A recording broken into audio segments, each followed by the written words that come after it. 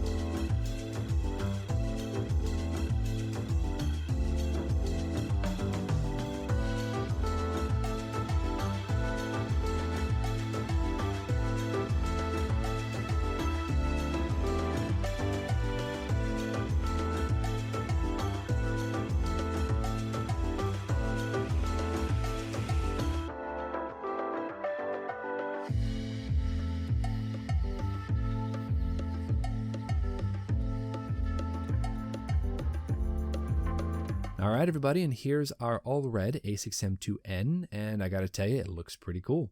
I like it kind of in this blood red color. It's kind of interesting. But we're gonna go ahead and cover over all of that anyway with the basic gray-green color, and we're gonna have to go ahead and mix it up ourselves. Now, I've done a little work here off camera, and in our book, we do have a full listing of what we can use to make this gray-green color. It's all using the Model Masters enamels, which we're not using. We went ahead and used acrylics. So I started off with some of this JA Gray. It's a very nice color, but it's not quite right. We mixed it up a little bit of sky. That actually helped to kind of tint it just a little bit, but it needed to be a bit more yellow. So I went ahead and used yellow green. And that actually together created this.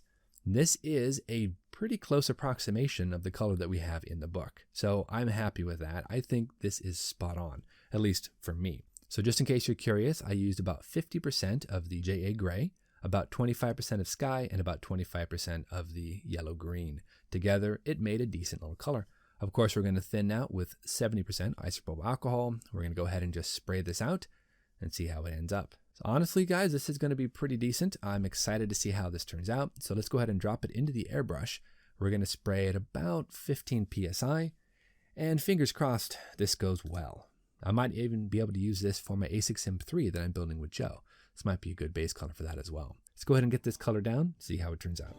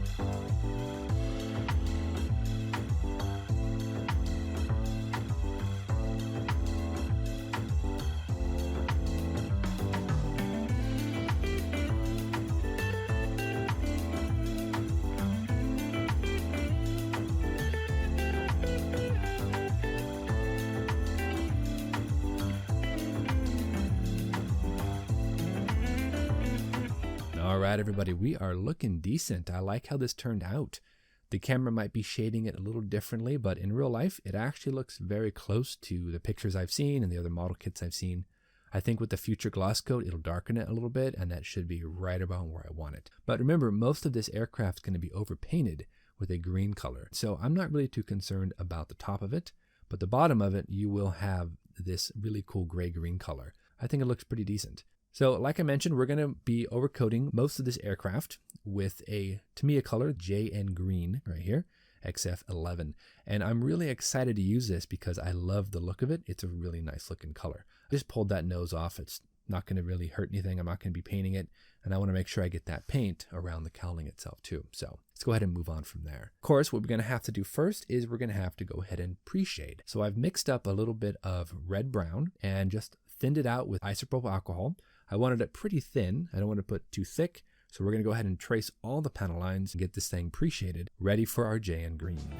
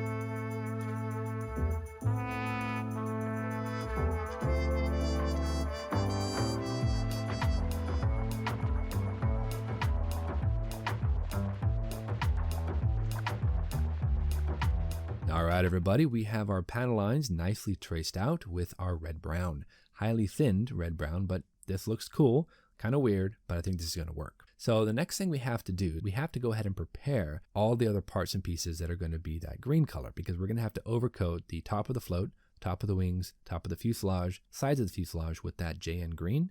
And I really want to make sure that everything gets coated at one time. So we got a little prep work to do. And speaking of prep work, guys, I went ahead and airbrushed the rear decking there off camera. That is that Nakajima interior green that I mixed up in the very beginning of the series. I also used a little bit of flat black there right where the front windscreen is going to go, right below that, to act as somewhat of an anti-glare panel. So now I'm just going to go ahead and glue in the gun sight. I think we should be pretty ready to go ahead and install the canopy. That's going to be the next big step, guys.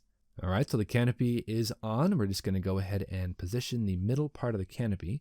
The front and rear glazings are glued down. The center section is not, because I'm going to have to open it up anyway because I want to pose this with the canopy open. And I think we are pretty much ready to mix up our paint for the JN green. Now again, I'm going to do a real simple, easy coat with it, nothing too fancy. I'd say I used about a 60-40 mix, 60% thinner, 40% paint, and we are just going to build up layer upon layer on top of the wings, on the fuselage, and then the floats. Also, eventually about halfway through, I'm going to have to go ahead and mask off that center section on the float, but we'll get to that a little bit later. Let's go ahead and test out this color on the wings.